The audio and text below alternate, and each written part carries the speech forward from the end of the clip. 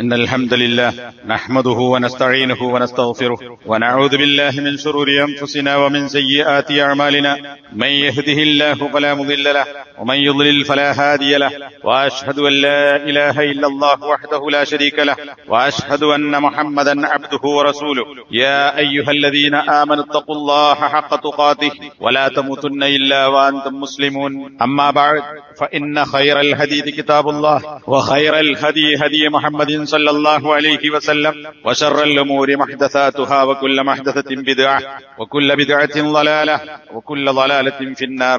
സഹോദരന്മാരെ, സത്യവിശ്വാസികളെ, പരിശുദ്ധ റമദാനിലേക്ക് പ്രവേശിച്ചിരിക്കുകയാണ്. നമുക്കൊക്കെ അറിയാവുന്നതുപോലെ ഷഹ്റു റമദാനല്ലദീ ഉൻസില ഫീഹിൽ ഖുർആൻ അവതരിപ്പിക്കപ്പെട്ട മാസം എന്ന് റമദാനിനെ പരിചയപ്പെടുത്തിക്കൊണ്ടാണ് ഈ മാസത്തിൽ നോമ്പനുഷ്ഠിക്കുവാൻ അല്ലാഹു സുബ്ഹാനഹു വ തആല കൽപ്പിച്ചിട്ടുള്ളത്.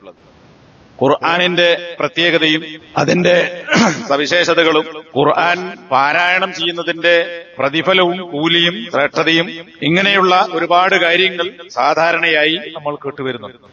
അതുകൊണ്ട് തന്നെ അതുമായി ബന്ധപ്പെട്ട കാര്യങ്ങളൊന്നും ഇപ്പോൾ വിശദീകരിക്കാൻ ഉദ്ദേശിക്കുന്നില്ല.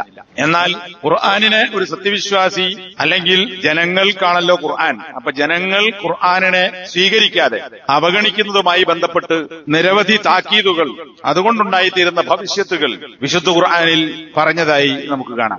മറ്റ് വിശദീകരണങ്ങളൊന്നും ആവശ്യമില്ലാതെ തന്നെ വിശുദ്ധ ഖുർആനിലെ വചനങ്ങൾ കൊണ്ട് തന്നെ കാര്യങ്ങൾ വ്യക്തമാകും. അതുകൊണ്ട് ഏതാനും ആയത്തുകൾ ഊതിക്കേൾപ്പിക്കാനാണ് ഉദ്ദേശിക്കുന്നത്. നബി സല്ലല്ലാഹു അലൈഹി വസല്ലമക്കാണ് ഖുർആൻ അവതരിപ്പിക്കപ്പെട്ടത്. ആ ഖുർആൻ അവതരിപ്പിക്കപ്പെട്ട ഖുർആൻ ജനങ്ങൾക്ക് ഓതിക്കേൾപ്പിക്കാൻ വേണ്ടി നിയോഗിക്കപ്പെട്ട മുഹമ്മദ് നബി സല്ലല്ലാഹു അലൈഹി വസല്ലമയോട് പോലും അല്ലാഹു സുബ്ഹാനഹു വ തആല ഖുർആന്റെ കാര്യത്തിൽ മുന്നറിയിപ്പും താക്കീതും നൽകിയിട്ടുണ്ട് എന്ന് സൂറത്തുൽ മാഇദയിലെ 49-ാമത്തെ ആയത്തിൽ നമുക്ക് കാണാം. അല്ലാഹു സുബ്ഹാനഹു വ തആല നബിയോട് കൽപ്പിക്കുകയാണ്, വഅനിഹ്കും ബൈനഹും ബിമാ അൻസലല്ലാഹ്. ഖുർആൻ നിനക്ക് ഇറക്കി തന്നത് ജനങ്ങൾക്കിടയിൽ വിധി കൽപ്പിക്കാനാണ്. അതെങ്ങനെ വിധിക്കണം? വഅനിഹ്കും ബൈനഹും ബിമാ അൻസലല്ലാഹ്. അല്ലാഹു എന്താണോ അവതരിപ്പിച്ചത് അതനുസരിച്ചായിരിക്കണം നീ ജനങ്ങൾക്കിടയിൽ വിധി കൽപ്പിക്കേണ്ടത്. അപ്പൊ ഖുർആനിന്റെ ആയത്തോതി ജനങ്ങൾക്കിടയിൽ നീ വിധി പറയേണ്ടത് നിന്റെ ഇഷ്ടത്തിനല്ല, അല്ലാഹു അവതരിപ്പിച്ചത് എന്താണോ അതിനനുസരിച്ചായിരിക്കണം. വലാ തത്തബി അഹ്വാഅഹും, അവരുടെ, അതായത് ഖുർആൻ അംഗീകരിക്കാത്ത, ഖുർആനെ എതിർക്കുന്ന, നിഷേധിക്കുന്ന, പരിഹസിക്കുന്ന, അധിക്ഷേപിക്കുന്ന ആളുകളുടെ ഹവകളെ നീ പിൻപറ്റരുത്. അപ്പൊ ഇത് നബി സല്ലല്ലാഹു അലൈഹി വസല്ലമയോടാണെങ്കിലും പണ്ഡിതന്മാർ വിശദീകരിച്ചത് കാണാം. നബി അങ്ങനെ ചെയ്യും എന്നതുകൊണ്ടല്ല, മറിച്ച് നബിയെ പിഴപ്പിക്കാൻ, ഖുർആന്റെ കാര്യത്തിൽ പിഴപ്പിക്കാൻ ശത്രുക്കൾ ശ്രമിക്കും എന്നതുകൊണ്ടുള്ള അവരെക്കുറിച്ചുള്ള താക്കീതും അവരുടെ സ്വഭാവം സൂചിപ്പിക്കാനുമാണ്. എന്നാൽ നമ്മെ സംബന്ധിച്ചിടത്തോളം ഖുർആനിന്റെ അനുയായികളായ നമ്മൾ ഖുർആൻ പിൻപറ്റുകയും അതിൽ പറഞ്ഞത് അതേപടി പറയുന്നതിൽ ആരുടെയെങ്കിലും താല്പര്യങ്ങളോ ഭൗതികമായ നേട്ടങ്ങളോ മറ്റെന്തെങ്കിലും കാര്യത്തെ സംബന്ധിച്ചുള്ള ഭയപ്പാടുകളോ ഉണ്ടാകാൻ പാടില്ല എന്ന താക്കീതാണ് ഇതിൽ നമുക്കുള്ളത്. ഖുർആനിനെ എതിർക്കുന്ന ആളുകളുടെ, അതിനെ പിൻപറ്റാത്ത ആളുകളുടെ ഇച്ഛയെ നീ പിൻപറ്റരുത്. അപ്പൊ ഖുർആനിലുള്ള എന്താണുള്ളത് അത് പറയണം, അത് ജനങ്ങൾക്ക് പഠിപ്പിച്ചു കൊടുക്കണം, അത് വിശദീകരിച്ചു കൊടുക്കണം. ആളുകളുടെ താല്പര്യങ്ങളല്ല, സപ്പോർട്ട് ചെയ്യുന്നവരുടെയോ കേൾവിക്കാരുടെയോ അല്ലെങ്കിൽ വിമർശകരുടെയോ താല്പര്യമല്ല അവരെ പരിഗണിക്കേണ്ടത്. എന്നിട്ട് അല്ലാഹു നൽകുന്ന താക്കീത് വഹ്ദർഹും. നോക്കണം, അള്ളാഹുവിന്റെ പ്രത്യേകമായ സംരക്ഷണമുള്ള ആളാണ് ഖുർആന്റെ കാര്യത്തിൽ നബി സല്ലല്ലാഹു അലൈഹി വസല്ലം. അല്ലാതെയുമുണ്ട്. ഖുർആന്റെ കാര്യത്തിൽ ഒരു ശൈത്താന്റെ കൈകടത്തലും നബിയിൽ ഉണ്ടാവുകയില്ല.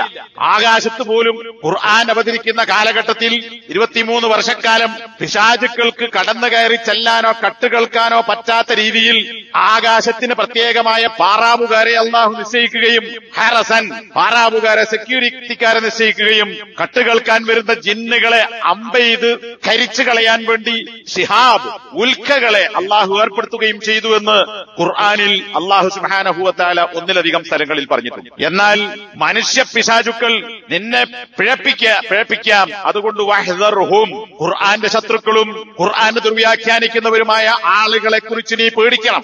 എന്തിന്? അയ്യഫ്തിനൂക, ഖുർആനെ സംബന്ധിച്ച് നിന്നെ അവർ ഫിത്നയിലാക്കി കളയുമോ എന്ന്.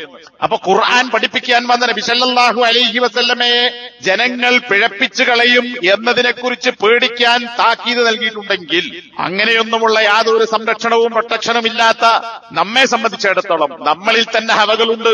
മറ്റുള്ളവരുടെ ഹവകളും ഫിത്നകളും നമ്മെ ബാധിക്കുമെന്നതിനെ എത്ര കണ്ട് നമ്മൾ ഗൗനിക്കേണ്ടതുണ്ട് എന്നതാണ് ഇവിടെ നമ്മൾ മനസ്സിലാക്കേണ്ടത്. എന്തിനെക്കുറിച്ചാണ് എന്നെ അവർ ഫിത്നയിലാക്കുക? അൻ ബഅലിമാ അൻസലല്ലാഹു ഇലൈക, നിനക്ക് നാം അവതരിപ്പിച്ചു തന്നതിൽ ചിലതിനെ സംബന്ധിച്ച്, എല്ലാ ആയത്തുകളെ കുറിച്ചല്ല, ചില ആയത്തുകളെ കുറിച്ച് നിന്നെ അവർ ഫിത്നയിലാക്കുന്നതിനെ തൊട്ട് ആ ഇച്ഛയുടെ ആളുകളെ നീ പേടിക്കേണ്ടതുണ്ട്. അപ്പൊ നമ്മൾ എത്ര കണ്ട് ആളുകളെ ഭയപ്പെടണം. ഖുർആൻ ഓതി അർത്ഥം പറയുന്നവനോ, വയല് പറയുന്നവനോ, ഖുർആൻ തഫ്സീർ നടത്തുന്നവനോ, ഖുർആൻ ഓതി വ്യാഖ്യാനിക്കുന്നവനോ, ഖുർആൻ ഓതി ജനങ്ങൾ ഉപദേശിക്കുന്നവനോ പറയുന്നതിലും ആളുകളെ പിഴപ്പിക്കുന്ന വർത്തമാനങ്ങൾ ഉണ്ടാകാം. മനുഷ്യൻ പല കോലത്തിലും വരും, ശൈത്താൻ പല കോലത്തിലും വരും. ഫഅലം ഫഇൻ തവല്ലൗ, ഇനി ഈ ആളുകൾ ഖുർആൻ സ്വീകരിക്കുന്നില്ല, അവർ പിന്തിരിഞ്ഞു പോവുകയാണെങ്കിൽ എന്ന് പറഞ്ഞാൽ അത് ഉൾക്കൊള്ളാതെ അവൾ പോവുകയാണെങ്കിൽ, ചെവി കൊടുക്കാതെ പോവുകയാണെങ്കിൽ, ഞാനിവിടെ പറയാൻ ഉദ്ദേശിക്കുന്ന വിഷയം അതാണ്. അള്ളാഹുവിന്റെ ഉത്ബോധനത്തിൽ നിന്ന് തിരിഞ്ഞു കളയൽ, ഏറാൽ. അതിൽപ്പെട്ടതാണ് തവല്ല എന്ന് പറഞ്ഞാൽ ഏറ്റെടുക്കുക എന്നും അർത്ഥമുണ്ട്, ഏറ്റെടുക്കാതെ തിരിഞ്ഞു പോകുക. വിപരീത അർത്ഥമുള്ള പല പദങ്ങളും ഖുർആനിൽ കാണാൻ പറ്റും. ഇവിടെ ഉപയോഗിച്ച തവല്ല എന്ന് പറഞ്ഞാൽ പള്ളിന്റെ മുത്തവല്ലി. എന്താ മുത്തവല്ലി എന്നാൽ? പള്ളിയുടെ കൈകാര്യകർത്തൃത്വം ഏറ്റെടുത്ത ആളാണ്. അതും ഇതേ വാക്കിൽ നിന്നുണ്ടായതാണ്. അതിന്റെ നേരെ വിപരീത അർത്ഥമാണ് തവല്ല എന്നാൽ ഒരു കാര്യം ഏൽപ്പിക്കപ്പെട്ടത് ഏറ്റെടുക്കാതെ തിരിഞ്ഞു പോവുക. ഫൈൻ തവല്ലൗ, ഖുർആൻ ഏറ്റെടുക്കാതെ ഈ ആളുകൾ തിരിഞ്ഞു പോകുന്നുവെങ്കിൽ ഫഅലം, മുഹമ്മദ് അലി മനസ്സിലാക്കിക്കോ, അന്നമാ യുരീദുല്ലാഹു അൻ യുസീബഹും ബിബഅദി ദുനൂബിഹിം, അവർ ചെയ്ത പാപങ്ങളിൽ ചില പാപങ്ങൾ കാരണത്താൽ ഖുർആനെ അവഗണിച്ചു പോകുന്നവർക്ക് ചില മുസീബത്ത് ഏൽപ്പിക്കാൻ നമ്മൾ ഉദ്ദേശിക്കുന്നു. അപ്പൊ ഖുർആന്റെ എതിര് പ്രവർത്തിക്കുന്ന, ഖുർആൻ എതിര് പറയുന്ന, ഖുർആൻ പറഞ്ഞത് അങ്ങനെ ശരിയല്ല ഇങ്ങനെയല്ല എന്ന് പറയുന്ന ആളുകൾക്ക് ചില മുസീബത്ത് വരുത്താൻ അള്ളാഹു ഉദ്ദേശിക്കുന്നുണ്ട്. അതുകൊണ്ട് നീ ബേജാറാകേണ്ടതില്ല, നിന്നെയല്ല അവർക്ക് ചില മുസീബത്തുകൾ വരാൻ പോകുന്നു. വഇന്ന കസീറൻ മിനൻ നാസി ലഫാസിഖൂൻ, മനുഷ്യരിൽ അധിക പേരും തമ്മാടികളാണ്. തമ്മാടി എന്ന് നമ്മൾ മലയാളത്തിൽ പറയുന്നത് ഫാസിഖ് എന്ന അറബി വാക്കിന്റെ അർത്ഥം അള്ളാഹുവിന്റെയും റസൂലിന്റെയും കൽപ്പനക്കെതിര് പ്രവർത്തിക്കുന്ന ധിക്കാരി എന്നാണ്. അപ്പൊ ഇവിടെ എന്താ പറഞ്ഞത്?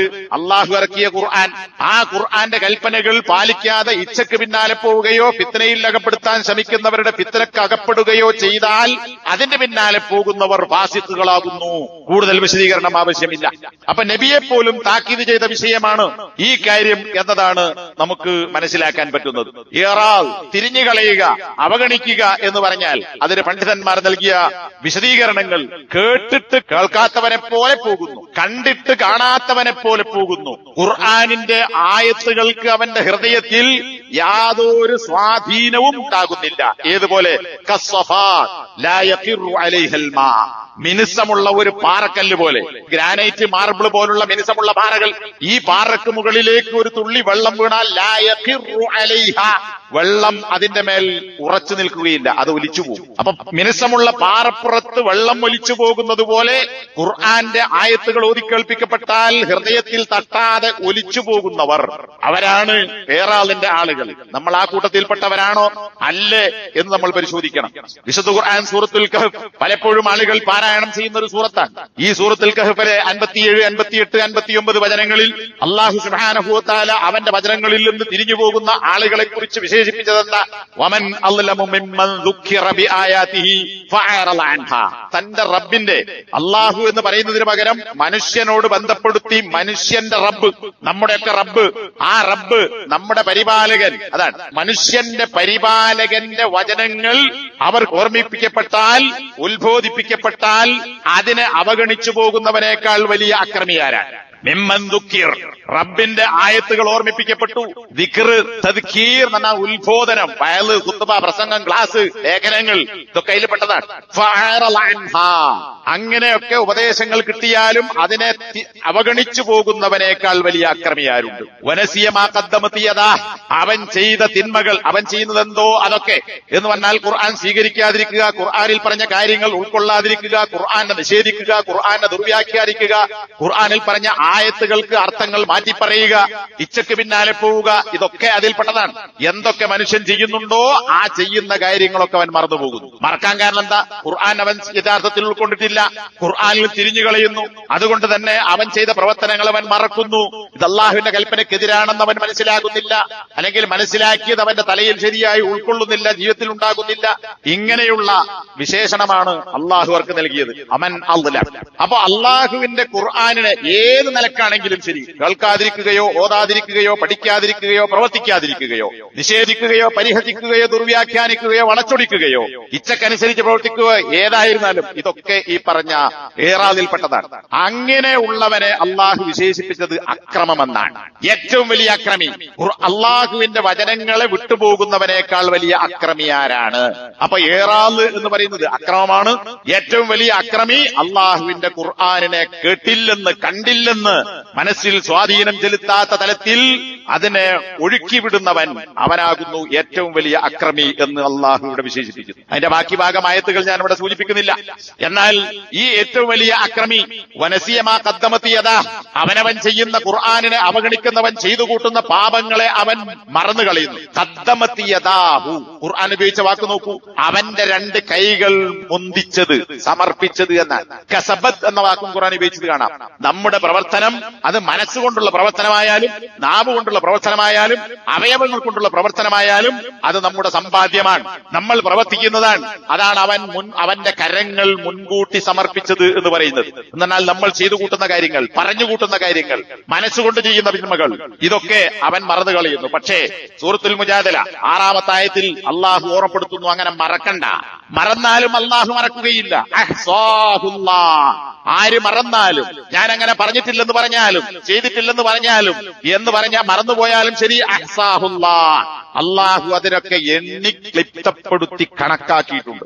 ആധുനിക ഭാഷാ പ്രയോഗം അനുസരിച്ച് എന്നാൽ കണക്കെടുപ്പാണ്, സർവേയാണ്, കൃത്യമായ എണ്ണങ്ങൾ ചേർത്ത് രേഖപ്പെടുത്തുന്ന കണക്ക്. അഹ്സാഹുല്ലാ, അള്ളാഹു നിങ്ങൾ മറന്നു കളയുന്ന പ്രവർത്തനങ്ങളെയൊക്കെ അള്ളാഹു എണ്ണിക്കണക്കാക്കുന്നുണ്ട്, ക്ലിപ്തപ്പെടുത്തുന്നുണ്ട്. വനസൂഹു, പക്ഷേ മനുഷ്യർ അതിനെ മറക്കുന്നു. മനുഷ്യർ മറക്കുന്നു, അല്ല മറക്കുന്നില്ല. കൃത്യമായ ഏടിലുണ്ട് എന്ന ബോധം നമുക്കുണ്ടാകണം. സൂറത്ത് മറിയമിൽ വമാ കാന റബ്ബുക നസിയ്യാ, നിന്റെ റബ്ബ് മറക്കുന്നവനല്ല, അള്ളാഹു മറക്കുന്നവനല്ല. സൂറത്ത് ത്വാഹ 52-ാമത്തെ ആയത്ത്, ലാ യളില്ലു റബ്ബി വലാ യൻസാ, എന്റെ റബ്ബ് വഴിതെറ്റിപ്പോവുകയോ എന്ന് പറഞ്ഞാൽ ഓർക്കേണ്ടത് ഓർക്കാതിരിക്കുകയോ അറിയേണ്ടത് അറിയാതിരിക്കുകയോ മനസ്സിലാക്കേണ്ടത് മനസ്സിലാക്കാതെ പോവുകയോ ചെയ്യുകയില്ല. എന്റെ റബ്ബ് വഴിതെറ്റുകയില്ല. വലാ യൻസാ, എന്റെ റബ്ബ് മറന്നു പോകുന്നവനുമല്ല. ഇത് പ്രവാചകന്മാരുമായി ബന്ധപ്പെട്ട ചരിത്രങ്ങൾ പറയുന്നിടത്ത് സൂചിപ്പിച്ച കാര്യമാണ്. അപ്പോ നമ്മൾ നമ്മെ മറന്നാലും അള്ളാഹു മറക്കില്ല. നമ്മളെ ഏടുകൾ നമ്മൾ മറന്നാലും അള്ളാഹു കൃത്യമായ ഫയൽ കയ്യിത്തരും. എന്ത്? ഖുർആന്റെ വിഷയത്തിൽ നിങ്ങൾ നടത്തിയിട്ടുള്ള ഏറാളുകൾ. ഇനി തുടർന്ന് അതേ ആയത്തിൽ 57-ാമത്തെ ആയത്തിൽ അള്ളാഹു പറയുന്നു, ഇങ്ങനെ ഖുർആൻ അവഗണിക്കുന്ന ആളുകൾക്ക് ഉണ്ടാകാൻ പോകുന്ന കാര്യം എന്താ? ഇതൊക്കെ ശരിക്കും നമ്മൾ മനസ്സിലാക്കി. ഇന്നാ ജഅൽനാ അലാ ഖുലൂബിഹിം അകിന്ന, ഖുർആനിൽ നിന്ന് പിന്തിരിഞ്ഞു പോകുന്ന ആളുകളുടെ ഹൃദയങ്ങൾക്ക് നാം മൂടികൾ വെച്ചിട്ടുണ്ട്, അടപ്പിട്ടിട്ടുണ്ട്, മൂടിയിട്ടിരിക്കുന്നു. മൂടിയിട്ടാ പിന്നെ അതിന്റെ ഉള്ളിലേക്കൊന്നും കയറൂല, ഉള്ളിലുള്ള പുറത്തേക്കും വരൂല. അപ്പൊ അങ്ങനെ മൂടി അടച്ചു കളഞ്ഞിരിക്കുന്നു. ഹൃദയം അടച്ചു കളഞ്ഞാൽ അതെന്തിന്റെ അടയാളാ? പിന്നെ ഹക്ക് അതിലേക്ക് കയറൂല. കറപുരണ്ട് കറപുരണ്ട് കറപുരണ്ട് കറുത്ത് കറുത്ത് അങ്ങനെ വെളിച്ചം കയറാത്ത, പ്രകാശം കയറാത്ത, അള്ളാഹുവിന്റെ നൂറ് കയറാത്ത ഇരുണ്ട അറയായി കൂട്ടപ്പെട്ടതായി അള്ളാഹു ആ ഹൃദയങ്ങളെ മാറ്റിക്കളയും.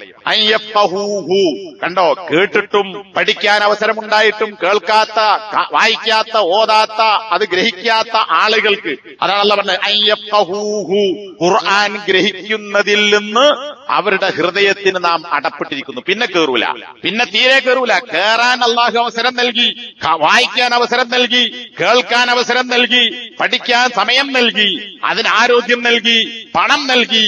എന്നിട്ടും സ്വീകരിക്കാത്തവനെ പിന്നെ അത് ഗ്രഹിക്കുന്നതിൽ നിന്ന് അള്ളാഹു മൂടിയിട്ട് കളയും. പിന്നെ ഹൃദയത്തിലേക്കൊന്നും കടക്കില്ല.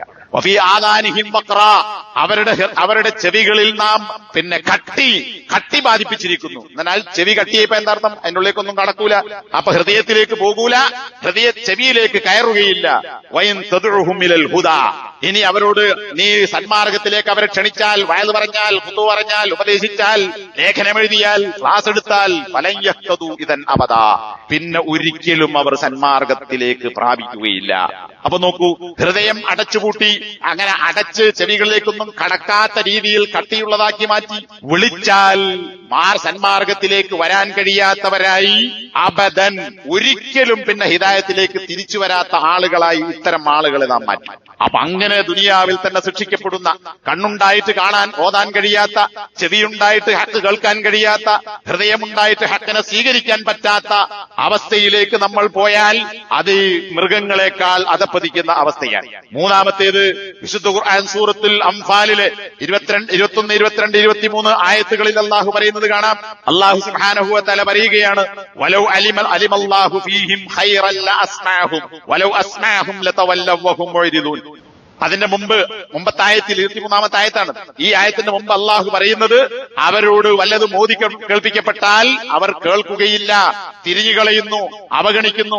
വലാ തകൂനു കല്ലദീന ഖാലു സമിഅനാ വഹും ലാ യസ്മഊൻ ഇന്ന ശർറദ്ദവാബി ഇൻദല്ലാഹി സുമ്മുൽ ബുക്മുൽ ലദീന ലാ യഅഖിലൂൻ. അവരോട് നിങ്ങളായിത്തീരരുത്. വലാ തകൂനു, ഇത് ബദർ യുദ്ധവുമായി ബന്ധപ്പെട്ട് ബദറിൽ അള്ളാഹുവിന്റെ സഹായമുണ്ടായ ബദരീങ്ങളെ അള്ളാഹു ചെയ്തു കൊടുത്ത നേമത്തുകൾ പറയുന്ന കൂട്ടത്തിൽ പ്രത്യേകിച്ച് അവരെ സംബോധന ചെയ്തുകൊണ്ട് എല്ലാവരോടുമുള്ള ഉപദേശമാണ്. വലാ തകൂനു, മനുഷ്യരെ നിങ്ങളാകരുത്, ബദരീങ്ങളെ നിങ്ങളാകരുത്. വലാ തകൂനു കല്ലദീന ഖാലു സമിഅനാ, ഞങ്ങൾ കേട്ടിരിക്കുന്നു എന്ന് പറഞ്ഞവരെ പോലെ. വലാ തകൂനു കല്ലദീന ഖാലു സമിഅനാ വഹും ലാ യസ്മഊൻ, ഞങ്ങൾ കേട്ടു എന്നവർ പറയും, പക്ഷെ അവർ കേട്ടിട്ടില്ല. നമ്മളും പറയില്ലേ, അത് ഞാൻ കേട്ടിട്ടുണ്ട്, ഇത് ഞാൻ കേട്ടിട്ടുണ്ട്, അതെനിക്കറിയാം, ഇത് ഞാൻ കണ്ടതാണ്, എന്നോട് പറയണ്ട എന്ന് പറഞ്ഞ് കേട്ടു എന്ന് പറയുന്നു, എന്നാൽ അവർ ഹക്ക് കേട്ടിട്ടില്ല. ഇനി അല്ലാഹു സുബ്ഹാനഹു വ തആല അവരെ വലാ തകൂനു കല്ലദീന ഖാലു സമീഅനാ വഹും ലാ യസ്മഊൻ ഇന്ന ശർറദ്ദവാബി ഇൻദല്ലാഹ്, അല്ലാഹുവിന്റെ അടുക്കൽ ജന്തുക്കളിൽ, ദാബത്ത് എന്നാൽ ജീവി, ജന്തു, മൃഗം, ഇഴയുന്നത് എല്ലാത്തിനും ഉപയോഗിക്കും. ജന്തുക്കളിൽ ഏറ്റവും ദുഷ്ടജന്തു ആരുടെ അടുക്കൽ? ഇൻദല്ലാഹ്, അല്ലാഹുവിന്റെ അടുക്കൽ. ആരാണ്? അസ്സുമ്മുൽ ബുക്മുൽ ലദീന ലാ യഅഖിലൂൻ. അസ്സുമ്മു, ചെവി കേൾക്കാത്തവർ, അൽ ബുക്മു, സംസാരിക്കാത്തവർ. ചെവി കേൾക്കാത്തവന് സംസാരിക്കാൻ കഴിയില്ല, അതൊരു യാഥാർത്ഥ്യ. സംസാരിക്കാത്ത ആളുകൾക്ക് കേൾവിക്കുറവുണ്ടാവും. അപ്പോ ചെവി കേൾക്കാത്ത, സംസാരിക്കാത്ത, ലാ യഅഖിലൂൻ, കാര്യങ്ങൾ ചിന്തിച്ച് മനസ്സിലാക്കാത്ത ആരോ അവരാണ് അള്ളാഹുവിന്റെ അടുക്കൽ ഏറ്റവും ദുഷ്ടജന്തുക്കൾ. അപ്പൊ ആലോചിച്ച് നോക്കൂ, നമുക്ക് ചെവിയുണ്ട്, നമുക്ക് നാവുണ്ട്, പക്ഷെ ഹക്ക് കേൾക്കുന്നില്ല, ഹക്ക് പറയുന്നില്ല, ഹക്കനുസരിച്ച് പ്രവർത്തിക്കുന്നില്ല, അത് മനസ്സിലാക്കുന്നില്ല. ഇവർ ജന്തുക്കളാണെന്നല്ല പറയുന്നത്, എന്റെ വാക്കല്ല. ജന്തു എന്നാൽ ജന്തുക്കളിൽ ഏറ്റവും മോശപ്പെട്ട ജന്തു. ഇപ്പൊ നായയെക്കുറിച്ച്, പന്നിയെക്കുറിച്ച്, കഴുതയെക്കുറിച്ച് ഖുർആനിൽ മോശപ്പെട്ടവരോട് ഉപമിച്ചുകൊണ്ടും തിന്നാൻ പാടില്ലാത്തതും നജസും വൃത്തികേടുമായും ഒക്കെ ഖുർആൻ പേരുപെടുത്ത് പറഞ്ഞിട്ടുണ്ട്. എന്നാൽ അതിനേക്കാളൊക്കെ ഷർറുദ്ദവാ, ജന്തുക്കളിൽ ഷർറായ ഏറ്റവും ദുഷ്ടജന്തു. അപ്പൊ നമ്മൾ ഖൈറാണോ, നല്ല ജന്തുക്കളാണോ, അതല്ല ദുഷ്ടജന്തുക്കളാണോ? നമ്മളാണ് തീരുമാനിക്കേണ്ടത്. എന്നിട്ടല്ല പറയാണ് വലൗ അലിമല്ലാഹു ഫീഹിം ഖൈറാ. നേരത്തെ പറഞ്ഞല്ലോ, അള്ളാഹു അടച്ചു പൂട്ടുന്നു. അള്ളാഹു ഈ ആളുകളിൽ ഖൈറുണ്ടെന്ന് മനസ്സിലാക്കിയിരുന്നുവെങ്കിൽ, എന്ന് പറഞ്ഞാൽ ഖുർആനും കേൾക്കാനും ഓതാനും പഠിക്കാനും ഗ്രഹിക്കാനും അതനുസരിച്ച് പ്രവർത്തിക്കാനും ഒക്കെ അവർ സന്നദ്ധരാണ് എന്ന് അള്ളാഹ്ക്ക് അറിയുമായിരുന്നെങ്കിൽ, ഇപ്പൊ അറിവില്ല എന്നല്ല, അങ്ങനെ അള്ളാഹ്ക്കൊരു അറിവുണ്ടായിരുന്നെങ്കിൽ എന്ന് പറഞ്ഞാൽ അവരങ്ങനെ ഉണ്ടാവൂല എന്ന് അള്ളാഹ്ക്കറിയാം. അങ്ങനെ വല്ലതും ഉണ്ടായിരുന്നുവെങ്കിൽ അസ്മഅഹും, അവരെ അള്ളാഹു കേൾപ്പിക്കുമായിരുന്നു. അപ്പൊ കേട്ടാൽ വല്ല വെളിവും വരും എന്ന് അള്ളാഹ്ക്കറിയുമായിരുന്നെങ്കിൽ അവരെയൊക്കെ അള്ളാഹു കേൾപ്പിക്കുമായിരുന്നു. പിന്നെന്തുകൊണ്ടാണ് അങ്ങനെ കുത്തിക്കയറ്റാത്തത്? ഓൽക്ക് വേണ്ടാന്ന് ഓൽ തീരുമാനിച്ചിട്ടുണ്ട്, അള്ളാഹു അടപ്പെട്ട് കഴിഞ്ഞു. വലൗ അസ്മഅഹും, അള്ളാഹു അവരെ കേൾപ്പിക്കുകയാണെങ്കിലും ലതവല്ലൗ, കേൾപ്പിച്ചാൽ തന്നെ, ഇനി കുത്തിക്കയറ്റി കേൾപ്പിച്ചു എന്ന് വിചാരിക്കുക, എന്നാൽ തന്നെ അവർ പിന്തിരിഞ്ഞു പോകും. വഹും, അവർ തിരിഞ്ഞു കളയും. വഹും മുഅ്രിദൂൻ, അവർ അവഗണിക്കുന്നവരാണ്. ഇവിടെ രണ്ടും പറഞ്ഞു, ഏറാൽ അവഗണിക്കുന്നവരാണ്, തവല്ലൗ അവർ പിന്തിരിഞ്ഞു പോകും. അപ്പോ കേൾക്കുന്നത്, കേട്ടത് ഗ്രഹിക്കാതെ പഠിക്കാതെ തിരിഞ്ഞു പോവുകയും അവഗണിക്കുകയും ചെയ്യുന്നു അവർ. അതുകൊണ്ട് തന്നെ അള്ളാഹു വരെ കേൾപ്പിക്കാൻ ഉദ്ദേശിക്കുന്നില്ല. അങ്ങനെ വല്ലതും ഖൈറുമുണ്ടെങ്കിൽ അള്ളാഹു വരെ കേൾപ്പിക്കുമായിരുന്നു. ഇതൊക്കെ നമ്മൾ ഖുർആൻ പരിഭാഷകൾ വീട്ടിലുണ്ട്, നമ്മുടെ ഫോണിലുണ്ട്, തഫ്സീറുകൾ എടുത്ത് മറിച്ചു നോക്കുക. ബദർ യുദ്ധവുമായി ബന്ധപ്പെട്ട് ബദരീ മുസ്ലിങ്ങളുടെ സംഭവങ്ങൾ എടുത്തു പറയുന്നിടത്താണ്. ബുഖാരി മുസ്ലിം ഉദ്ധരിച്ച ഹദീസിന്റെ ഭാഗമാണ്. പള്ളിയിലേക്ക് നബിന്റെ സദസ്സിലേക്ക് ഖുതുബക്കല്ല, 3 ആളുകൾ കയറി വന്നു, അതിലൊരാൾ ഇറങ്ങിപ്പോയി. ആ ഭാഗം മാത്രം അവിടെ എന്താ പറയണത്? ഫഅമ്മൽ ആഖർ, 3-ാമത്തെ ആൾ. ഒരാൾ സഫ് കയറിയിരുന്നു, ഇടയിൽ ഒഴിവുള്ളെടുത്തിരുന്നു, മറ്റൊരാൾ ബാക്കിലിരുന്നു, 3-ാമത്തെ ആൾ ഇറങ്ങിപ്പോയി. അയാൾ എന്ത് കേൾക്കാൻ, ഇതെന്ത് വയൽ, ഇതെന്ത് ക്ലാസ്? ആ ആളെ കുറിച്ച് അപ്പൊ നബി ആ ക്ലാസ് കഴിഞ്ഞിട്ട് ആ ആളുകളെ കുറിച്ച് സദസ്സിനെ ബോധ്യപ്പെടുത്തുകയാണ്. ആ മറ്റേയാളുണ്ടല്ലോ, ഏത് ഇറങ്ങിപ്പോയാൽ ഫഅറൽ, അവനെ ക്ലാസ് കേൾക്കാതെ അതിനെ തിരിഞ്ഞു കളഞ്ഞു. ഫഅറല്ലാഹു അൻഹു, അവൻ തിരിഞ്ഞു കളഞ്ഞപ്പോൾ അള്ളാഹു അവനിൽ നിന്നും തിരിഞ്ഞു കളഞ്ഞു. എന്നാൽ അവൻ അവഗണിച്ചതിനാൽ അള്ളാഹു അവനെ അവഗണിച്ചു. അതാണ് നമ്മൾ എങ്ങോട്ട് പോകുന്നുവോ നന്നാവൂല എന്ന് അള്ളാഹു മനസ്സിലാക്കുന്നത് കൊണ്ട് പിന്നെ അവന്റെ പിന്നാലെ കൂടില്ല, പോയിക്കോട്ടെ, പിന്നെ അങ്ങോട്ടാ വിടുക, എങ്ങോട്ടാണോ അങ്ങോട്ട്. ഇനി സൂറത്ത് സുഖ്റൂഫ്, വമൻ യഅശു അൻ ദിക്രി റഹ്മാൻ, ഇവിടെയും കണ്ടോ അള്ളാഹു എന്നല്ല പറഞ്ഞത്, റഹ്മാൻ, മനുഷ്യരോട് അങ്ങേയറ്റം കരുണയുള്ളവനായ റഹ്മാന്റെ ഉത്ബോധനത്തിൽ നിന്ന് ആരെങ്കിലും യഅശു, അശാ യഅശു എന്ന് പറഞ്ഞാൽ രാത്രിയിൽ കാഴ്ചയില്ലാതെ തപ്പിത്തടഞ്ഞ് നടക്കുന്നതിനാണ് അശാ യഅശു എന്ന വാക്ക് ഉപയോഗിക്കുക. പിന്നെ അശ്വാ എന്ന് പറഞ്ഞാൽ ഇരുട്ടത്ത് കണ്ണ് കാണാൻ തപ്പി നടക്കുന്ന ഒട്ടകം, അല്ലെങ്കിൽ കണ്ണ് കാണാത്ത ഒട്ടകത്തിന് അശ്വാ എന്ന വാക്ക് ഉപയോഗിക്കും. ഒരു ജാഹിലി കവി മരണത്തെ അങ്ങനെ വിശേഷിപ്പിച്ചത് കാണാം. കണ്ണ് കാണാത്ത തപ്പിത്തടഞ്ഞ് നടക്കുന്ന ഒട്ടകത്തെ പോലെയാണ് മരണത്തിന്റെ വരവ് എന്ന് പറഞ്ഞാൽ പോകുന്ന വഴിക്ക് ആരെ മുട്ടുന്നുവോ അവനെ പിടിക്കും. കവിന്റെ വർണ്ണനയാണ്. അങ്ങനെയല്ല, അള്ളാഹ്ക്കറിയാം ആരെ മുട്ടണം, ആരെ പിടിക്കണം. ആ നമ്മൾ ഉള്ളിടത്തേക്ക് മരണം ഇങ്ങോട്ട് വരും, നമ്മൾ അങ്ങോട്ട് പോകേണ്ടതില്ല. മരണം നമ്മുടെ അടുക്കലേക്ക് വരും. അതുകൊണ്ടാണ് വഫാത്ത് എന്ന വാക്കിനാണ് വരവ് എന്നാണ്, വന്നെത്തുന്നത് എന്നാണ്. നമ്മൾ എവിടെ ഉണ്ടോ അവിടേക്ക് മരണം ഇങ്ങോട്ട് വരും, സമയത്തിനടുത്ത് അവിടെ ആള് വരും. അപ്പോ ആ അശ്വ ഇവിടെ ഉപയോഗിച്ച വാക്കാണ് റഹ്മാൻ, കാരുണ്യവാന്റെ ദിക്റിനെ തൊട്ട് കണ്ണ് കാണാതെ തപ്പിത്തടയുന്നവനാരോ എന്ന് പറഞ്ഞാൽ അത് കേൾക്കുന്നില്ല, പഠിക്കുന്നില്ല.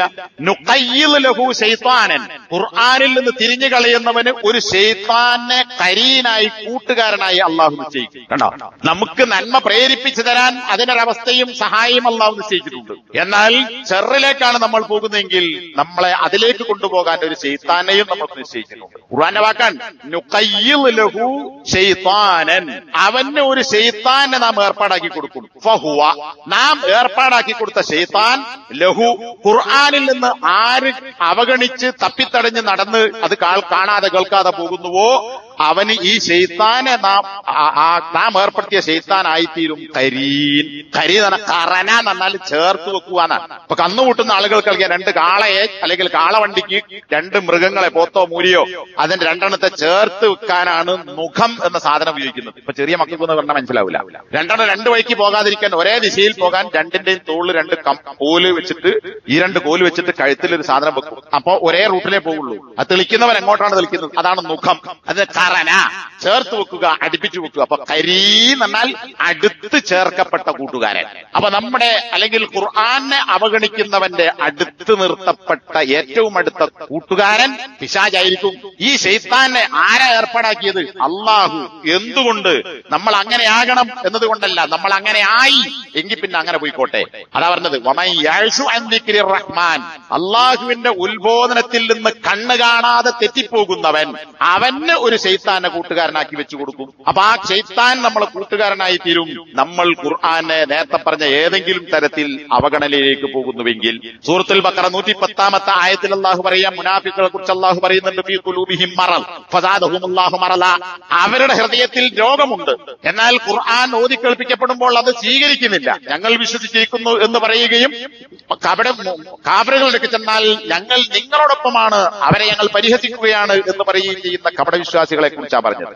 അങ്ങനെ ഖുർആൻ ഊതി കേൾപ്പിക്കപ്പെട്ടിട്ടും മുസ്ലിങ്ങളോടൊപ്പം നടന്നിട്ടും പള്ളിയിൽ വന്നിട്ടും ജുമാഅത്തും ജമാഅത്തിനും പങ്കെടുത്തിട്ടും യുദ്ധത്തിന് നബിയെ കൂടെ പുറപ്പെട്ടിട്ടും കപടന്മാരായി ജീവിച്ച ആളുകൾക്ക് ഫസാദഹുമുല്ലാഹു മറദ, അള്ളാഹു അവരുടെ ഹൃദയത്തിൽ രോഗത്തെ ഏറ്റിക്കൊടുക്കും. എന്നാൽ വൈദാ തുലിയത്ത് അലൈഹിം ആയാത്തു, അള്ളാഹുവിന്റെ വചനങ്ങൾ ഓതി കേൾപ്പിക്കപ്പെട്ടാൽ ഖുർആൻ പല സ്ഥലത്ത് പറഞ്ഞു സാദത്തുഹും ഈമാന, ഖുർആൻ ഓതി കേൾപ്പിക്കപ്പെട്ടാൽ ഈമാൻ, ആയത്തുകൾ ഈമാൻ വർദ്ധിപ്പിച്ചു കൊടുക്കുന്ന ചില ആളുകളുണ്ട്. അവരാരാ? ഖുർആനെ സ്വീകരിക്കുന്ന ആളുകളാണ്. അപ്പൊ എത്ര വായിക്കുന്നുവോ, എത്ര പഠിക്കുന്നുവോ, എത്ര ഉൾക്കൊള്ളുന്നുവോ, എത്ര ഭാവത്തികമാക്കുന്നുവോ അതിനനുസരിച്ച് ഈമാനെ അള്ളാഹു കൂട്ടിക്കൊടുക്കും. എന്നാൽ തിരിഞ്ഞ് അങ്ങോട്ട് പോകുന്നുവോ അവന് ശൈത്താനെ കൂടെ കൂട്ടിക്കൊടുക്കും. പിന്നെ ഓൻ ആ വഴിക്ക് പോകും. അങ്ങനെ പോയി കഴിഞ്ഞാൽ പിന്നെന്താ ഉണ്ടാകുക? സൂറത്തുൽ ഫുസ്സിലത്ത് 4-5 വചനങ്ങൾ അല്ലാഹു സുബ്ഹാനഹു വ തആല ഇത് ഖുർആനെ കുറിച്ചാ പറയുന്നത്. ഖുർആനൻ അറബിയ്യൻ, അറബി ഭാഷയിലുള്ള ഒരു ഖുർആൻ അല്ലാഹു അവതരിപ്പിച്ചു. ആർക്ക് വേണ്ടി? ഖൗമൻ യഅലമൂൻ. ഇവിടുത്തെ കന്നുകാലിക്കല്ല, ആടുമൂരികൾക്കല്ല, മരങ്ങൾക്കല്ല, കല്ലിനല്ല, പാറക്കെട്ടിനല്ല, പിന്നെ ആർക്കല്ല? ഖൗമൻ യഅലമൂൻ. ഇൽമ് അല്ലാഹു നൽകിയിട്ടുള്ള, കണ്ണും കാതും നൽകിയിട്ടുള്ള, ഹൃദയം കൊടുത്തിട്ടുള്ള, മനസ്സിലാകുന്ന ആളുകൾക്കാകുന്നു വ്യക്തമായ അറബി ഭാഷയിലുള്ള ഖുർആൻ ഇറക്കിക്കൊടുത്തത്. അപ്പോ നമുക്ക് അല്ലാഹു ബുദ്ധി തന്നിട്ടുണ്ട്, ഇൽമ് തന്നിട്ടുണ്ട്, കാണാൻ കണ്ണ് തന്നിട്ടുണ്ട്, കേൾക്കാൻ ചെവി തന്നിട്ടുണ്ട്, അതനുസരിച്ച് ചിന്തിക്കാൻ തലച്ചോറ് തന്നിട്ടുണ്ട്, ഉൾക്കൊള്ളാൻ ഹൃദയം നൽകിയിട്ടുണ്ട്. ഇതൊക്കെ തിരിയുന്ന അല്ലാഹു നൽകിയ ആളുകൾക്കാണ് നാം ഖുർആൻ ഇറക്കിയത്. പിന്നെയോ ബശീറൻ വ നദീറ. ഖുർആൻ നബിയെ കുറിച്ച് അതേ വിശേഷണം നമ്മുടെ ഖുർആനെ കുറിച്ച് പറയുന്നു. ഖുർആൻ ബശീറാണ്. അള്ളാഹുവിന്റെ കൽപ്പനകൾ പാലിച്ച് ജീവിക്കുന്നുവോ സന്തോഷ വാർത്തന്റെ സ്വർഗം കിട്ടും. നേരത്തെ പറഞ്ഞ ഹിദായത്ത് കൂടി കിട്ടും, ഈമാൻ വർദ്ധിക്കും. നദീറൻ താക്കി നൽകുന്നതുമാണ്. ആരവഗണിക്കുന്നുവോ അവനെ പോകുന്ന വഴിക്ക് അല്ലാഹു വിടും, ശൈത്താനെ കൂടെ കൂട്ടിക്കൊടുക്കും. അങ്ങനെ അവൻ കേൾക്കാത്ത, മനസ്സിലാകാത്ത, ഉൾക്കൊള്ളാത്ത ആളായി മാറും. പിന്നെ അവനെ നരകത്തിലേക്ക് കൊണ്ടുപോകും. ഈ സന്തോഷ വാർത്തയും ഈ താക്കീതും നൽകിക്കൊണ്ടാണ് ഖുർആനെ അവതരിപ്പിച്ചത് എന്ന് പറഞ്ഞതിന് ശേഷം അല്ല പറയാൻ ആർക്ക് ഖുർആൻ അവതരിപ്പിച്ചുവോ അവരിൽ അധിക പേരും ഫഹും ലാ യസ്മഊൻ, അവർ കേൾക്കുന്നില്ല. വെറും കേൾവിയല്ല ഈ പറയുന്നത്, കേൾക്കുന്നു, പക്ഷെ അത് ഹൃദയത്തിലേക്ക് കടക്കുന്ന കേൾവി കേൾക്കുന്നില്ല. എന്നിട്ട് അവർ പറയാണ് വഖാലു ഖുലൂബുനാ ഫീ അക്കിന്ന, കേൾക്കുന്നുണ്ട്, കേട്ടിട്ടും അവർ കേൾക്കുന്നില്ല എന്ന് പറഞ്ഞത് അവർ ഉൾക്കൊള്ളാത്തത് കൊണ്ടാണ്. കാരണം തൊട്ടടുത്ത് പറഞ്ഞ അതാണ്. വഖാലു, കേൾക്കാത്ത ഈ ആളുകൾ പറയും ഖുലൂബുനാ ഫീ അക്കിന്ന, ഞങ്ങളുടെ ഹൃദയങ്ങൾ ചില മൂടികൾക്കകത്താകുന്നു. നേരത്തെ അല്ലാഹ് പറഞ്ഞല്ലോ മൂടിട്ട് കളയും. അപ്പൊ ഈ ഖുർആൻ കേട്ട് ശരിയായി പഠിക്കാത്ത ആളുകൾ തന്നെ പറയാണ് ഞങ്ങളുടെ ഹൃദയം ചില മൂടികൾക്കകത്താണ്. ഫീ മിമ്മാ തദഊനാ ഇലൈഹി, മുഹമ്മദേ നീ എന്തിലേക്കാണോ ഞങ്ങളെ ക്ഷണിക്കുന്നത് ആ ക്ഷണിക്കുന്നതിലേക്ക് വരാൻ ഞങ്ങളുടെ ഹൃദയങ്ങൾ ഉൾക്കൊള്ളാൻ സാധിക്കുന്നില്ല. ഞങ്ങളുടെ ഹൃദയങ്ങൾക്ക് മൂടി വീണിരിക്കുന്നു, മൂടികൾക്കകത്താണ് ഞങ്ങളുടെ ഹൃദയം. ഫീ ആദാനിനാ വഖ്റുൻ, ഞങ്ങളുടെ ചെവിയിൽ നേരത്തെ പറഞ്ഞ അരക്കുണ്ട്, അതങ്ങോട്ട് അടപ്പുണ്ട്, അല്ലെങ്കിൽ കട്ടിയുണ്ട്, ചെവിന്റെ അകത്തേക്ക് കയറൂല. ഇത് രണ്ടും നിങ്ങൾക്ക് ഉണ്ടാക്കി തരുമെന്ന് അല്ലാഹ് പറഞ്ഞതാണ്. അപ്പൊ ഇവരെന്നെ പറയാൻ ഞങ്ങളുടെ ഹൃദയം മൂടികൾക്കകത്താണ്, ഞങ്ങളുടെ ചെവിയിൽ വഖറുണ്ട്. വമിൻ ബൈനിനാ വബൈനിക ഹിജാബ്, മുഹമ്മദേ നിനക്കും നമുക്കുമിടയിൽ ഒരു മറയുണ്ട്, നമുക്ക് അങ്ങോട്ട് വരാൻ കഴിയില്ല. അത് ആ അവസ്ഥ അവർക്ക് വന്നത് എന്തുകൊണ്ടാ? മനസ്സിലാകുന്നവർക്കാകുന്നു ഈ ഖുർആൻ ഇറക്കി തന്നത്, സന്തോഷ വാർത്ത അറിയിക്കുന്നതും താക്കി നൽകുന്നതുമായി എന്ന് ഖുർആൻ പറഞ്ഞു. ആ ഖുർആനെ ആ നിലക്ക് സ്വീകരിക്കാൻ തയ്യാറല്ലാത്ത ആളുകളെ സംബന്ധിച്ചാൽ ഫുസ്സിലത്ത് എന്നാണ് ഈ സൂറത്തിന്റെ പേര്. ഇതൊക്കെ നമ്മൾ പല ആവർത്തികൾ വായിച്ച് പഠിക്കേണ്ട സൂറത്താണ് സൂറത്ത് ഫുസ്സിലത്ത്. ഫുസ്സിലത്ത് എന്ന് പറഞ്ഞാൽ വിശദീകരിക്കപ്പെട്ടത് എന്നാണ്. 4-5 ആയത്താ ഞാൻ ഓതിയത്. അതിന്റെ മേലെ പറയുന്നുണ്ട് ഖുർആന്റെ ആയത്തുകൾ എന്താണ്? ഫുസ്സിലത്ത് ആയാതുഹു. ആ ഖുർആനെ കുറിച്ച് പറയുന്നതിന്റെ 9ാം ആയത്തിൽ അതിലെ ആയത്തുകൾ ഫുസ്സിലത്ത് വ്യക്തമാക്കപ്പെട്ടിരിക്കുന്നു, വിശദീകരിക്കപ്പെട്ടിരിക്കുന്നു. ആർക്കും മനസ്സിലാക്കുന്നതിനൊരു പ്രയാസവുമില്ല. ആ ഫുസ്സിലത്തായ ആയാത്തുകൾ ഖണ്ഡിതമായി വ്യക്തമായി പറയപ്പെട്ടിട്ടുള്ള ഖുർആനെ അവഗണിക്കുന്നവരുടെ അവസ്ഥ ഇതാണ്. ഇനി അങ്ങനെ പോയി കഴിഞ്ഞാൽ ദുനിയാവിലും ആഖിറവും. സൂറത്ത് താഹ 124-ാമത്തെ ആയത്ത് വമൻ അഅറള അൻ ദിക്രി, ഇത് പലപ്പോഴും നിങ്ങൾ കേട്ടിട്ടുണ്ടാവും. എന്റെ ദിക്ർ, അള്ളാഹുവിനെ കുറിച്ചുള്ള ഓർമ്മ. അള്ളാഹുവിനെ കുറിച്ചുള്ള ഓർമ്മ എന്ന് പറഞ്ഞാൽ ദിക്റിൽ മാത്രമല്ല, ഖുർആൻ കേൾക്കുക, പഠിക്കുക, അതനുസരിച്ച് പ്രവർത്തിക്കുക, അള്ളാഹുവിനെ കുറിച്ചുള്ള ബോധം മനസ്സിലുണ്ടാവുക, അതൊക്കെ ദിക്റാണ്. എന്റെ ദിക്റിൽ നിന്ന്, ആ ദിക്ർ എന്ന് പറഞ്ഞാൽ ഖുർആനും ഉൾപ്പെടും. കാരണം ഖുർആനെ കുറിച്ച് ദിക്ർ എന്ന് ഖുർആൻ പറഞ്ഞിട്ടുണ്ട്. എന്റെ ദിക്റിൽ നിന്ന് ആര് തിരിഞ്ഞു കളയുന്നുവോ ഫഇന്ന ലഹു മഈശത്തൻ ലങ്കാ, ഖുർആൻ വിട്ടാൽ, അവഗണിച്ചാൽ, പഠിക്കാതെ പോയാൽ, സമയം കണ്ടെത്താതിരുന്നാൽ വേറെ പലതിനും സമയം കിട്ടുമെന്ന് വിചാരിക്കണ്ട. അങ്ങനെയുള്ള ആളുകൾക്ക് ഫഇന്ന ലഹു മഈശത്തൻ ലങ്കാ, ഇടുങ്ങിയ, കുടുങ്ങിയ, ഞെരുക്കമുള്ള ഒരു ജീവിതം, ഒരു മഈശത്ത് അവനുണ്ട്. മഈശ എന്നാൽ ജീവിതമാർഗം എന്നാണ്. മഈശത്തൻ ലങ്കാ, അള്ളാഹുവിന്റെ കൽപ്പന തെറ്റിച്ചിട്ട് ജീവിത വിഭവങ്ങൾ സുഗമമാക്കാമെന്നാരും വിചാരിക്കേണ്ട.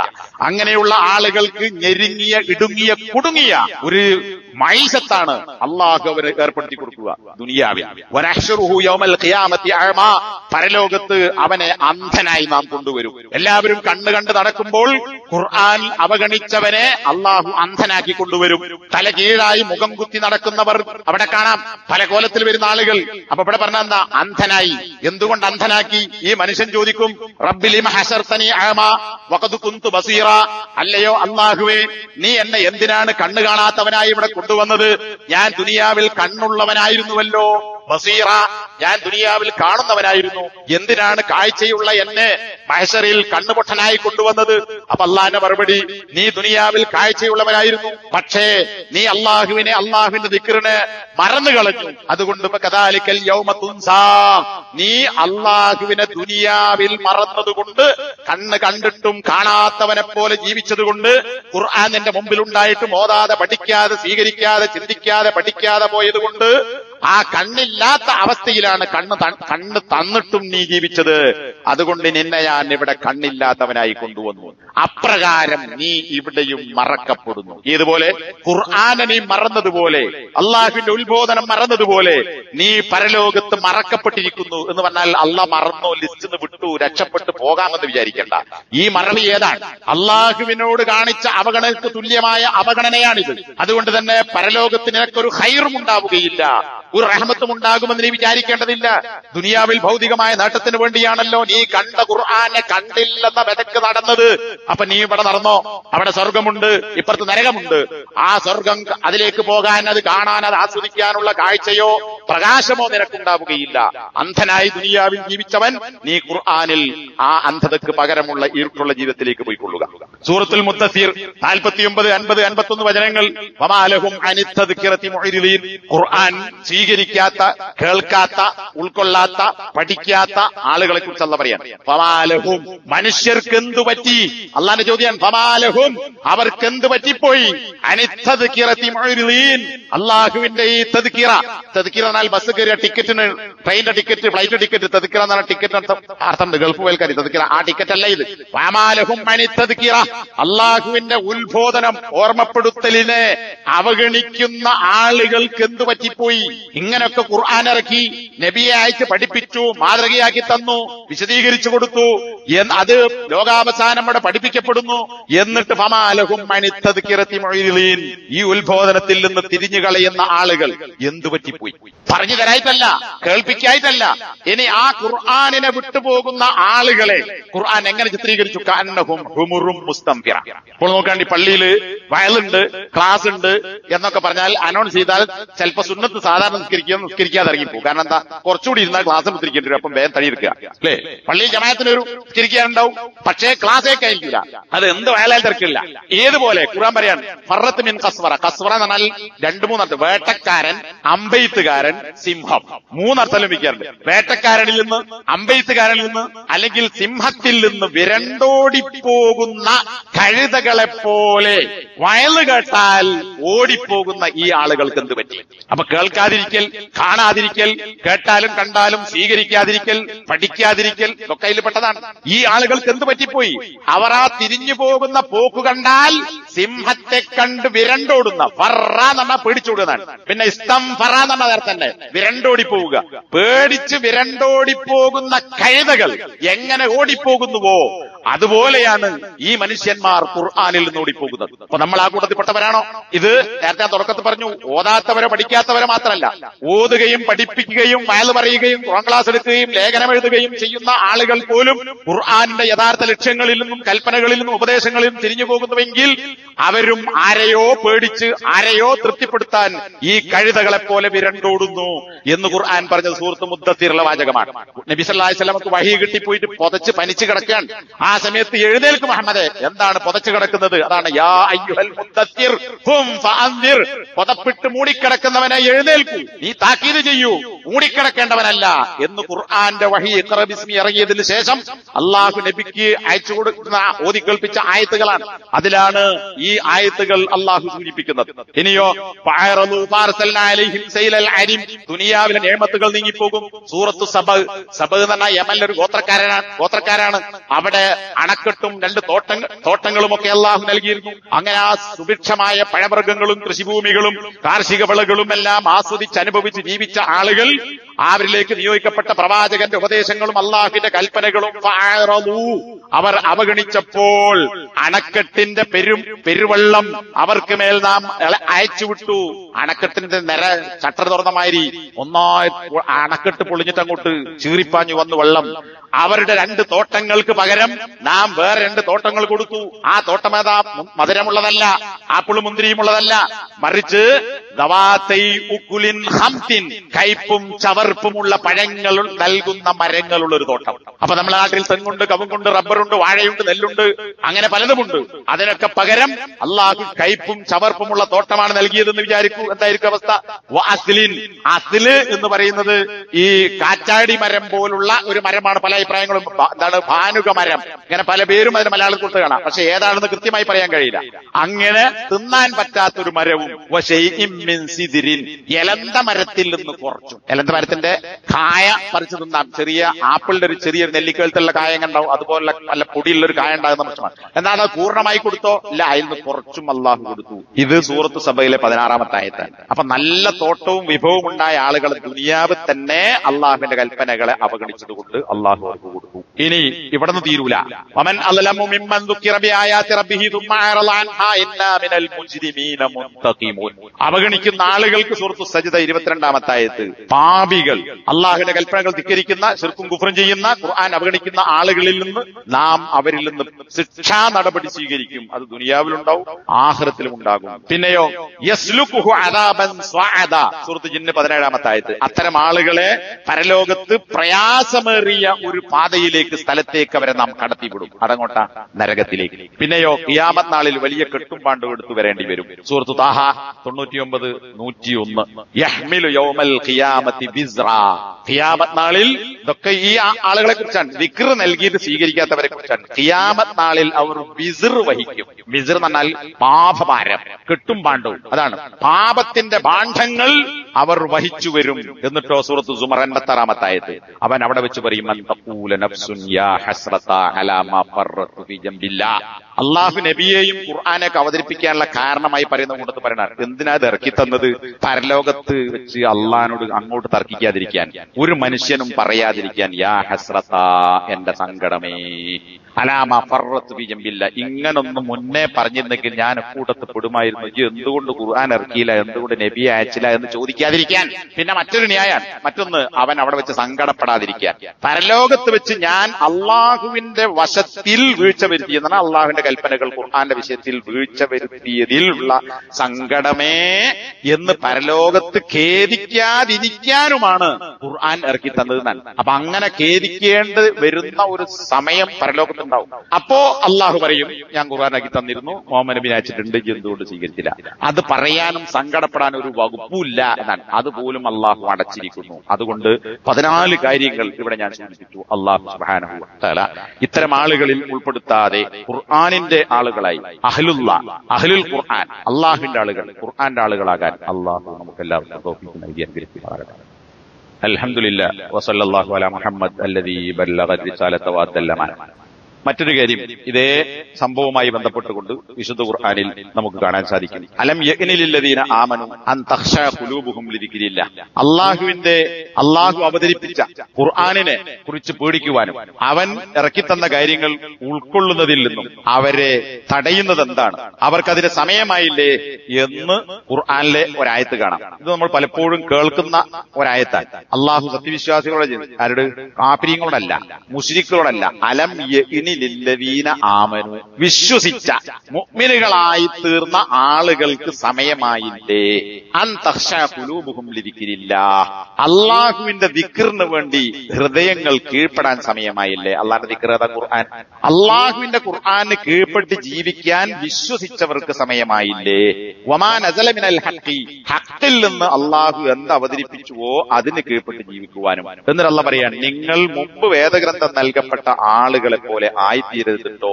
അവർക്കെന്താ സംഭവിച്ചത്? ഫതാല അലൈഹിമുൽ അമദു, കാലം കുറെ ദീർഘിച്ചു. ഫഖസത് ഖുലൂബുഹും, അവരുടെ ഹൃദയങ്ങൾ കടുത്തുപോയി. വകതീറും മിൻഹും ഫാസിഖൂൻ, ഈ വേദഗ്രന്ഥം നൽകപ്പെട്ട് അത് സ്വീകരിക്കാതെ പോയ പൂർവികരായ ആളുകളിൽ അധിക പേരും അള്ളാഹുവിന്റെ കൽപ്പനക്കെതിരെ വെച്ച തമ്മാടികളായിരുന്നു. അപ്പൊ ഇവിടെ നമ്മൾ മനസ്സിലാക്കണം, ഇത് ആരോടാണ്? സഹാബികളോടാണ്. സഹാബികളോടാണ് അള്ളാഹു ചോദ്യം ചോദിക്കുന്നത്. അലം യഅ്നി ലില്ലദീന ആമനു, വിശ്വസിച്ച ആളുകൾക്ക് അള്ളാഹുവിന്റെ ദിക്റിന് കീഴ്പ്പെടാനും ഖുർആനിന് കീഴ്പ്പെടാനും സമയമായില്ലേ? ഇത് നമ്മോട് ചോദിക്കുക. നമുക്ക് ഇത്ര കാലം വയൽ കേട്ട് എത്രയോ കാലം റമദാനിൽ ജീവിക്കാൻ അവസരം കിട്ടി, എന്നിട്ട് ഇനിയും നമുക്ക് സമയമായില്ലേ ഖുർആൻ പഠിക്കാൻ, ഖുർആൻ ഉൾക്കൊള്ളാൻ? വെറുതെ ഓതിപ്പോകാനല്ല, ഖുർആൻ പഠിക്കാൻ. ഒരു തവണയെങ്കിലും ഖുർആന്റെ ആശയങ്ങൾ പൂർണ്ണമായി മനസ്സിലാക്കി എന്ന് പറയാൻ നമുക്ക് എത്ര പേർക്ക് സാധിക്കും? രണ്ട് ഹദീസ് കൂടി പറയാം. ഇമാം മുസ്ലിം റിവായത്ത് ചെയ്ത ഹദീസാണ്. ഈ ആയത്ത് എപ്പോൾ ഇറങ്ങിയതാണ്? അബ്ദുല്ലാഹിബിൻ മസ്ഊദ് എന്ന് പറഞ്ഞാൽ വളരെ പ്രമുഖനായ ഒരു സഹാബിയാണ്. 4 അബ്ദുള്ളമാർ എന്ന പേരുള്ള സഹാബികളിൽ ഒരാൾ അബ്ദുല്ലാഹിബിൻ മസ്ഊദ്. അദ്ദേഹം പറയാണ്, ഞങ്ങൾ മുസ്ലിമായതിനും ഈ ആയത്തിലൂടെ അള്ളാഹു ആത്തബന, ഞങ്ങളെ ആക്ഷേപിച്ചതിനും ഇടയിൽ ഉണ്ടായിട്ടില്ല ഇല്ല 40 സിനീൻ, 4 കൊല്ലം മാത്രമേ ആയിട്ടുള്ളൂ. എന്ന് പറഞ്ഞാൽ ഞങ്ങൾ മുസ്ലിങ്ങളായി 4 കൊല്ലം കഴിഞ്ഞപ്പോ ഈ ആയത്ത് കൊണ്ട് അള്ളാഹു ഞങ്ങളെ ചീത്ത പറഞ്ഞു, കുറ്റപ്പെടുത്തി, ആക്ഷേപിച്ചു. എന്താ ആക്ഷേപം? അല്ലയോ നിങ്ങൾക്ക് സമയമായില്ലേ? ആരോടാ? എന്നോട്, നിങ്ങളോടല്ല, അള്ളാഹുവിന്റെ റസൂലിന്റെ പ്രവാചകനോടാണ് അള്ളാഹിന്റെ ചോദ്യം. നിങ്ങൾക്ക് സമയമായില്ലേ? അവർക്ക് സമയമായില്ലേ? അപ്പൊ സഹാബി പറയാണ്, ഞങ്ങളെയാണ് അള്ളാഹു കുറ്റപ്പെടുത്തിയത്. ആ സഹാബികളെ നിങ്ങൾ ഒരു ഉഹുദ് മലയോളം സ്വർണം ചെലവഴിച്ചാൽ പോലും ഒരു സഹാബി ഇത്ര ഒരു കൈ കൊണ്ടുള്ള ഒരു വാരൽ കൊടുത്തതിന്റെ തുല്യമാവുകയില്ല. ഏത് ഉഹുദ് മലന്റെ അത്ര സ്വർണം കൊടുത്താൽ പോലും. അങ്ങനെ നബി സല്ലല്ലാഹു അലൈഹി വസല്ലം വിശേഷിപ്പിച്ച സഹാബികളോടാണ് ചോദിക്കുന്നത്. അവരാ പറയുന്നത്, ഞങ്ങൾക്ക് മുസ്ലിമായിട്ട് 4 കൊല്ലം കഴിഞ്ഞപ്പോ അള്ളാഹ് ഞങ്ങളെ ഈ ആയത്ത് ഓതിയിട്ട് ഞങ്ങളെ ആക്ഷേപിച്ചു. അപ്പൊ അവരെത്രത്തോളം ഖുർആൻ അകന്നു പോയിട്ടുണ്ടോ? ഇല്ല. അല്ലറ ചില്ലറ വീഴ്ചകളൊക്കെ ഉണ്ടാകാം, അത് അള്ളാഹു തിരുത്തി കൊടുത്തിട്ടുണ്ട്.